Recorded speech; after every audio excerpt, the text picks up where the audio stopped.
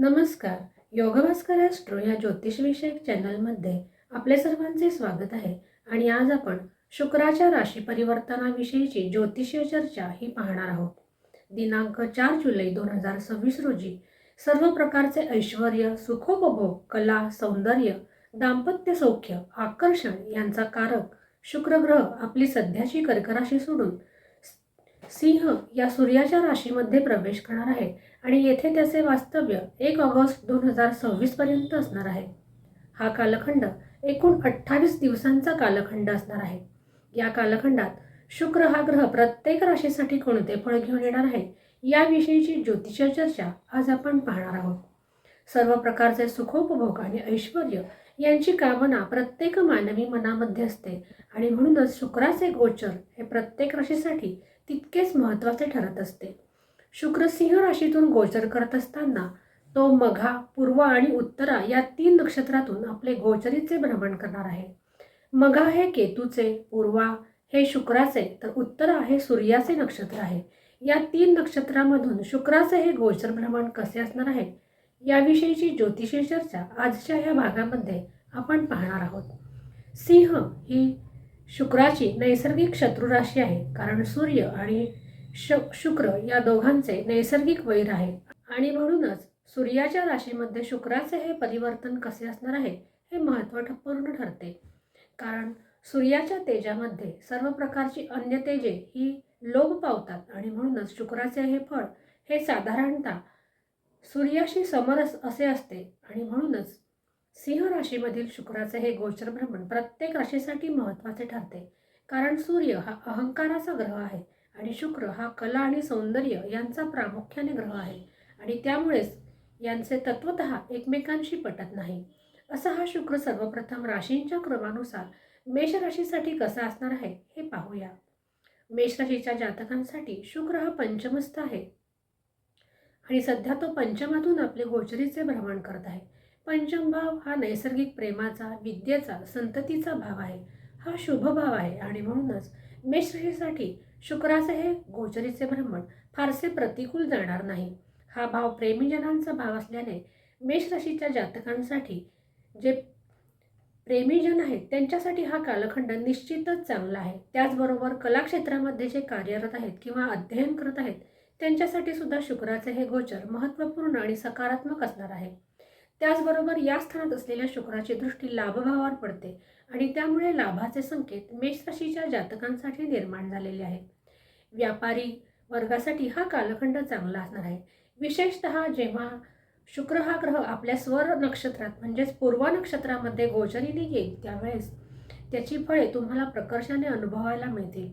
दाम्पत्य जीवनात सुद्धा सुखद अनुभव मेष राशीच्या जातकांसाठी येताना दिसत आहेत.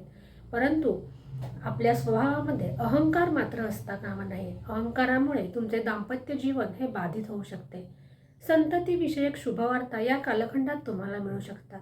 स्वास्थ्याचा विचार केला तर पचनसंस्थेच्या समस्या तुम्हाला भेडसावू शकतात आणि त्यामुळे जडान्नाचा त्याग करणे तुमच्यासाठी महत्त्वाचे असणार आहे. उपाय म्हणून लक्ष्मीची आराधना करणे आणि लक्ष्मीला सफेद पुष्प अर्पण करणे तुमच्यासाठी हितावह असणार आहे. वृषभ राशीच्या जातकांसाठी शुक्राचे हे गोचरीचे भ्रमण चतुर्थ भावातून होणार आहे. चतुर्थ भाव हा मातृसौख्याचा भाव आहे. गृहसौख्य, वाहन, वास्तू इत्यादींचे सौख्य या भावावरून पाहिले जाते. शुक्र येथे दिग्बली असतो, त्यामुळे वृषभ राशीच्या जातकांसाठी गृहसौख्य, वास्तुसौख्य हे चांगले मिळताना दिसत आहे. त्याचबरोबर मातृस्वास्थ्य याचा सुद्धा लाभ तुम्हाला मिळणार आहे. नोकरीमध्ये चांगले अनुभव तुम्हाला पाहायला मिळतील. व्यापारी वर्गांसाठी सुद्धा हा कालखंड चांगला असणार आहे. जर तुम्ही गृह सजावट म्हणजेच इंटेरियर्ससाठी काम करणार असाल तर त्यासाठी शुक्राचे हे गोचर चांगले आहे. वृषभ राशीच्या जातकांचे दाम्पत्य जीवन हे सुद्धा सुखमय असलेले दिसून येत आहे. नवीन प्रॉपर्टी, वाहन इत्यादी जर खरेदी करणार असाल तर त्यासाठी शुक्राचे हे गोचर तुमच्यासाठी अनुकूल आहे. विद्यार्थ्यांसाठी सुद्धा शुक्राचे हे गोचर अनुकूलच म्हणता येईल. घरातील वातावरण हे सुद्धा या कालखंडात सौहार्दपूर्ण असण्याची शक्यताही दिसून येत आहे. ज्येष्ठांनी मात्र आपल्या स्वास्थ्याची काळजी घेणे हे गरजेचे असणार आहे. वृषभ राशीच्या जातकांनी आईची सेवा करणे तुमच्यासाठी हितावह असणार आहे. त्यामुळे शुक्र ग्रह तुमच्यावर प्रसन्न होण्यास मदत मिळेल. तर मिथुन राशीच्या जातकांसाठी तृतीय भावातून शुक्राचे हे गोचर भ्रमण होत आहे आणि त्याची 7वी दृष्टी तुमच्यासाठी नवम भाव म्हणजेच भाग्यभावावर पडणार आहे. तृतीय भाव हा पराक्रम, भावंड, करिअर यांचा भाव आहे. विद्यार्थी वर्ग, कलाकारांसाठी शुक्राचे हे गोचर तुमच्यासाठी अनुकूल असणार आहे. तुमचे प्रयत्न या कालखंडात फळाला येताना दिसत आहे. जे मार्केटिंग सारख्या क्षेत्रामध्ये काम करतात आणि जेथे संवाद कौशल्याची गरज भासते अशा क्षेत्रात जे काम करत आहेत त्यांच्यासाठी शुक्राचे हे गोचर फलदायी असेच म्हणता येईल. त्याचबरोबर या कालखंडात नवीन ओळखी या सुद्धा होताना दिसत आहेत. छोटे प्रवासाचे योग मिथुन राशीच्या जातकांसाठी येताना दिसत आहेत. व्यापाऱ्यांसाठी आणि व्यापारात वृद्धी करण्यासाठी शुक्राचे हे गोचर तुमच्यासाठी अनुकूल असणार आहे. दाम्पत्य जीवन या कालखंडात सुखमय असलेले दिसून येत आहेत. तुमच्यातील सुसंवाद या कालखंडात वाढताना दिसून येत आहेत. प्रेमीजनांसाठी सुद्धा शुक्राचे हे गोचरीचे भ्रमण चांगले असणार आहे. जे सोशल मीडियासारख्या क्षेत्रामध्ये कार्यरत आहेत त्यांच्यासाठी हा कालखंड विशेष अनुकूल असा असणार आहे. स्वास्थ्य सुद्धा मिथुन राशीच्या जातकांचे एकंदरीत ठीकठाक असलेले दिसून येत आहे. उपाय म्हणून शुक्राच्या बीज मंत्रांचा जप करणे मिथुन राशीच्या जातकांसाठी हितावह असणार आहे. तर कर्क राशीच्या जातकांसाठी शुक्राचे हे गोचरीचे भ्रमण द्वितीय भावातून म्हणजेच धनभावातून होत आहे. हा भाव तुमच्या कुटुंबाचा, वाणीचा सुद्धा भाव आहे. वैभवाचा आणि धनाचा कारक असलेला हा शुक्र धनकारक भावातून आपले गोचरीचे भ्रमण करणार आहेत आणि म्हणूनच शुक्राचे हे गोचरीचे भ्रमण कर्क राशीच्या जातकांसाठी धनस्थानात आहे आणि त्यामुळेच आकस्मिक धनलाभाचे योग तुमच्यासाठी हा शुक्र घेऊन येत आहे. नोकरी, व्यापार अशा दोन्ही क्षेत्रात शुक्राचे हे गोचरीचे भ्रमण तुमच्यासाठी अनुकूल आहे. जे ज्वेलरी, तत्सम व्यवसाय किंवा हॉटेल, सौंदर्य प्रसाधने, कॉस्मेटिक इत्यादींचा जर व्यापार करत असतील तर त्यांच्यासाठी हा कालखंड विशेषत्वाने चांगला असणार आहे. दाम्पत्य जीवन हे सुद्धा कर्क राशीचे चांगले असलेले दिसून येत आहे. या कालखंडात तुमच्या वाणीमध्ये एक प्रकारची मधुरता आलेली तुम्हालाही जाणवणार आहे आणि त्याचा प्रभाव तुमच्या कार्यक्षेत्रावर सुद्धा होणार आहे. त्यामुळे याचा उपयोग कसा करून घ्यायचा हे मात्र तुम्ही ठरवायचे आहे. विद्यार्थी वर्गांसाठी सुद्धा शुक्राचे हे गोचर अनुकूल आहे. स्वास्थ्याचा जर विचार केला तर मिष्टान्नाचा अतिरेक या कालखंडात टाळलेलाच बरा आणि त्याचबरोबर व्यसनांपासून सुद्धा दूर राहणे हे गरजेचे असणार आहे. उपाय म्हणून कर्क राशीच्या जातकांनी गोसेवा करणे, गाईला हिरवा चारा खाऊ घालणे तुमच्यासाठी हिताचे असणार आहे. त्यामुळे शुक्र तुमच्यासाठी अनुकूल होण्यास मदत मिळणार आहे. तर सिंह राशीच्या जातकांसाठी स्वराशीवरून म्हणजेच तुमच्या व्यक्तिमत्व भावावरून शुक्राचे हे गोचर होणार आहे. तुमच्यातील आकर्षण हे या कालखंडात वाढलेले दिसून येईल. परंतु हा शुक्र सूर्याच्या राशीत असल्याने बडेजावपणा हा तुम्हाला घातक ठरू शकतो आणि अहंकारावर नियंत्रण ठेवणे या कालखंडात तुमच्यासाठी गरजेचे असणार आहे. याची 7वी दृष्टी तुमच्या दाम्पत्य जीवन म्हणजे सप्तम भावावर पडणार आहे. त्यामुळे दाम्पत्य जीवन हे सुद्धा या कालखंडात सुमधुर असलेले दिसून येत आहे. विशेषतः पूर्वा नक्षत्रातून जेव्हा शुक्र गोचर करेल त्यावेळेला तुमचे दाम्पत्य जीवन हे अत्यंत मधुर असलेले तुम्हाला जाणवेल. परंतु अहंकारामुळे तुमचे हे दाम्पत्य जीवन बाधित होऊ शकते आणि म्हणूनच अहंकाराचा त्याग करणे तुमच्यासाठी गरजेचे असणार आहे. व्यापाऱ्यांसाठी हा कालखंड चांगला असणार आहे.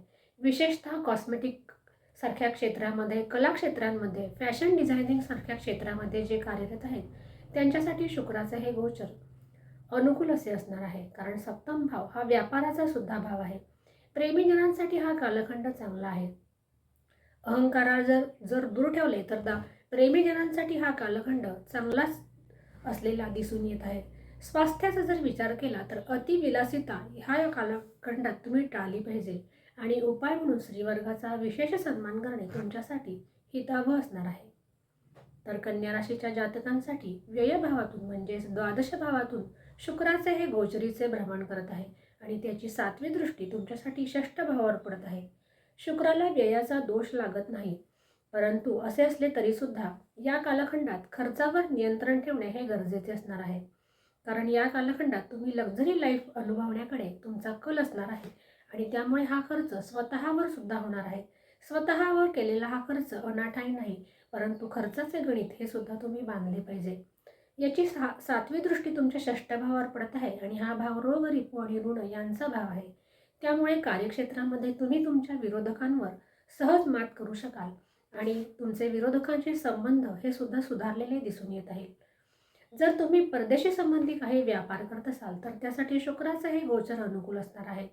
त्याचबरोबर कामानिमित्त परदेशवारी होण्याची शक्यता हे सुद्धा या कालखंडात दिसून येत आहे. दाम्पत्य हे जीवन हे सुद्धा अनुकूल असलेले दिसून येत आहे. त्यात फारशी अडचण येतानाही दिसत नाही. विद्यार्थ्यांसाठी हे गोचर तुमच्यासाठी अनुकूल आहे. ज्यांना परदेशी जाऊन शिकण्याची इच्छा आहे त्यांच्यासाठी शुक्राचे हे गोचर अनुकूल असणार आहे. कन्या राशीच्या जातकांनी जर आपल्या खर्चाचे नियोजन केले तर तुमच्यासाठी शुक्राचे हे गोचर अनुकूल ठरण्यास तुम्हाला मदत मिळेल. स्वास्थ्याचा जर विचार केला तर तुम्हाला झोपेच्या तक्रारी या कालखंडात सतावू शकतात. त्याचबरोबर डोळ्यांवर ताण येणार नाही याची सुद्धा दक्षता ही तुम्ही घेतली पाहिजे, कारण नेत्रपीडा या कालखंडात संभवू शकते. कन्या राशीच्या जातकांनी या कालखंडामध्ये स्त्रियांचा सन्मान करणे त्यांच्यासाठी हितावह ठरणार आहे. आणि त्याचबरोबर शुक्रवारी लक्ष्मीची आराधना करणे, लक्ष्मीला सफेद पुष्प आणि सफेद मिठाईचा नैवेद्य अर्पण करणे तुमच्यासाठी हितावह ठरेल. तर तुळ राशीच्या जातकांसाठी 11व्या भावातून शुक्राचे हे गोचरीचे भ्रमण होत आहे. हा भाव तुमच्या कामनांच्या इच्छापूर्तींचा भाव आहे आणि त्याची 7वी दृष्टी तुमच्या पंचम भावावर पडणार आहे. पंचम भाव हा अर्थातच प्रेमी जीवन, विद्या, संतती यांचा भाव आहे. आर्थिकदृष्ट्या तुमच्यासाठी शुक्राचे हे गोचर अत्यंत अनुकूल असेच म्हणावे लागेल. नवीन धनागमनाचे मार्ग तुमच्यासाठी मोकळे होताना दिसत आहेत. जुनी अडकलेली येणी ही सुद्धा या कालखंडात वसूल होऊ शकतात. नोकरी आणि व्यापार दोन्हींसाठी हा कालखंड चांगला आहे. विशेषत्वाने जे शेअर मार्केटमध्ये कार्यरत आहेत त्यांच्यासाठी शुक्राचे हे गोचर अनुकूलता घेऊन येत असलेले दिसत आहे. प्रेमीजनांसाठी हा कालखंड त्यांच्या जीवनामध्ये बहार आणणारा ठरणार आहे. प्रेमी जीवनात जर तुम्ही त्याचे रूपांतर विवाहात करण्याचा विचार करत असाल तर त्यासाठी हा कालखंड अत्यंत चांगला आहे आणि त्यामुळे बोलणी करण्यासाठी हा कालखंडाचा उपयोग करून घेणे हे तुमच्या हातात असणार आहे. स्वास्थ्याचा जर विचार केला तर स्वास्थ्य एकंदरीत ठीकठाक असलेले दिसून येत आहे. परंतु ज्या ज्येष्ठांना गुडघे दुखीसारख्या समस्या आहेत त्यांनी मात्र आपल्या स्वास्थ्याची काळजी घ्यावी. उपाय म्हणून शुक्रवारी देवीला खिरीचा नैवेद्य अर्पण करावा. ज्यायोगे शुक्राचे भ्रमण तुमच्यासाठी उत्तम फलदायी सिद्ध होण्यास मदत मिळेल. वृश्चिक राशीच्या जातकांसाठी दशम भावातून शुक्राचे हे गोचर होत आहे. दशम भाव हा तुमच्या कार्यक्षेत्राचा म्हणजेच कर्माचा भाव आहे. येथे शुक्र हा दिग्बलविहीन असतो आणि म्हणून कार्यक्षेत्रामध्ये हा शुक्र काही समस्या निर्माण करू शकतो. परंतु असे असले तरी सुद्धा वास्तुसौख्य, मातृसौख्याच्या दृष्टीने हा कालखंड चांगला आहे. नोकरीत नको असलेले बदल हा शुक्र घडवून आणू शकतो. दाम्पत्य जीवन हे एकंदरीत सुखमय असलेले दिसून येत आहे आणि घरातील वातावरण सुद्धा हा शुक्र सुखमय आणि सौहार्दपूर्ण बनवण्यास ही मदत मिळणार आहे. परंतु वृश्चिक राशीच्या जातकांनी सुद्धा आपला स्वभाव आणि अहंकार हा बाजूला ठेवणे हे गरजेचे असणार आहे. विद्यार्थ्यांसाठी हा कालखंड अनुकूल आहे. तुमच्या कामावर लक्ष केंद्रित करणे हे तुमच्यासाठी गरजेचे असणार आहे. त्यात कोणत्याही प्रकारचा हलगर्जीपणा करू नये.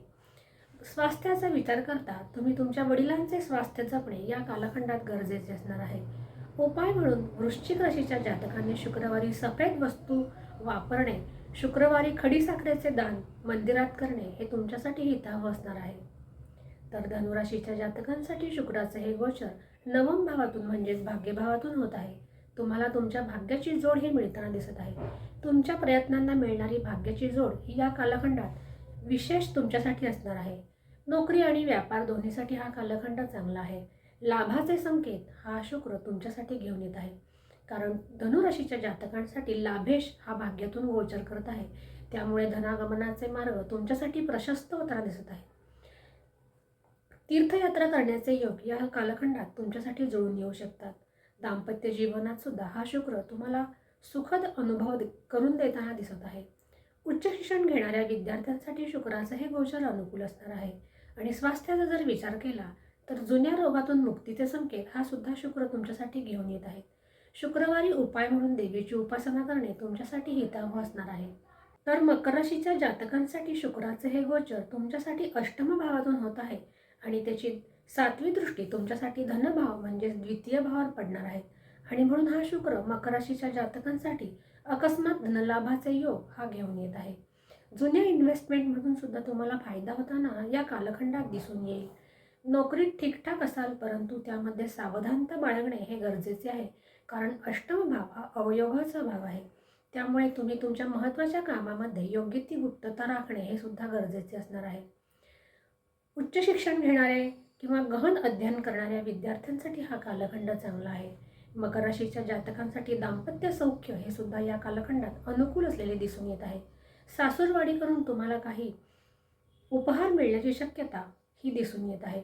स्वास्थ्याचा जर विचार केला तर ज्यांना मूत्रजन्य आजार आहेत त्यांनी आपल्या स्वास्थ्याची विशेष काळजी घेणे हे गरजेचे आहे. उपाय म्हणून शुक्रवारी अत्तराचे दान देवीच्या मंदिरात करणे मकर राशीच्या जातकांसाठी हितावह असणार आहे. तर कुंभ राशीच्या जातकांसाठी शुक्राचे हे गोचरीचे भ्रमण सप्तम भावातून होत आहे आणि त्याची दृष्टी तुमच्या व्यक्तिमत्व भावावर पडणार आहे. कुंडलीत शुक्र सप्तम भावामध्ये हा स्वराशीत असतो आणि त्यामुळे या कालखंडात कुंभ राशीचे जातक हे आकर्षक बनताना दिसून येईल. त्याचबरोबर मानसामध्ये तुमचा ठसा उमटताना दिसून येणार आहे. त्याचबरोबर दाम्पत्य जीवन कुंभ राशीच्या जातकांसाठी अत्यंत अनुकूल असलेले दिसून येत आहे. परंतु त्यामध्ये अहंकाराला मात्र तुम्ही थारा देऊ नये, कारण हा शुक्र सिंह या शत्रू राशीत आहे. प्रेमीजनांना त्यांच्या प्रेमाचे रूपांतर जर विवाहात करण्याची इच्छा असेल तर त्यांच्यासाठी हा कालखंड एक सुसंधी आहे असेच म्हणता येईल. स्वास्थ्याचा जर विचार केला तर कुंभ राशीच्या जातकांसाठी मूत्रजन्य आजार ज्यांना आहेत त्यांनी आपल्या स्वास्थ्याची काळजी घेणे हे गरजेचे आहे. उपाय म्हणून कुंभ राशीच्या जातकांनी आपल्या दाम्पत्य जीवनाला वेळ देणे, त्याचबरोबर देवीची आराधना करणे तुमच्यासाठी हितावह ठरेल. तर मीन राशीच्या जातकांसाठी शुक्राचे हे गोचर षष्ठ भावातून होत आहे. हा भाव रोग, रिपू, ऋण यांचा भाव आहे आणि याची 7वी दृष्टी तुमच्यासाठी व्ययभाव स्थानावर पडणार आहे. मीन राशीच्या जातकांनी या कालखंडात आपल्या स्वास्थ्याची विशेष काळजी घेणे हे गरजेचे आहे.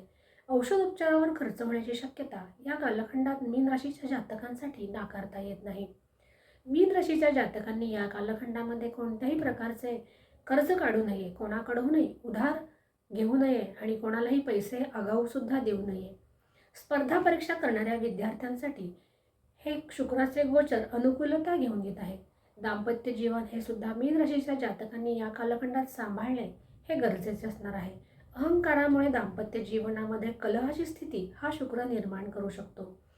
जे मधुमेहासारखे रोगाने त्रस्त आहेत त्यांनी मात्र आपल्या स्वास्थ्याची विशेष काळजी हे घेणे आवश्यक आहे. त्यासाठी आपला आहार हा सुपाच्य ठेवणे गरजेचे आहे. उपाय म्हणून मीन राशीच्या जातकांनी सुद्धा गोसेवा करणे, विशेषतः गाईला गूळ खाऊ घालणे त्यांच्यासाठी हिताचे ठरेल. अशा प्रकारे आज आपण शुक्राचे राशी परिवर्तन आणि त्याचा प्रत्येक राशीवर पडणारा गोचर प्रभाव याविषयीची ज्योतिषीय माहिती जाणून घेतलेली आहे.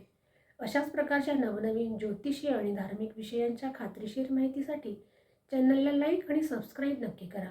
आज आपण येथेच थांबूया. पुन्हा भेटूया अशाच एका नवीन ज्योतिषीय विषयासह. तोपर्यंत नमस्कार.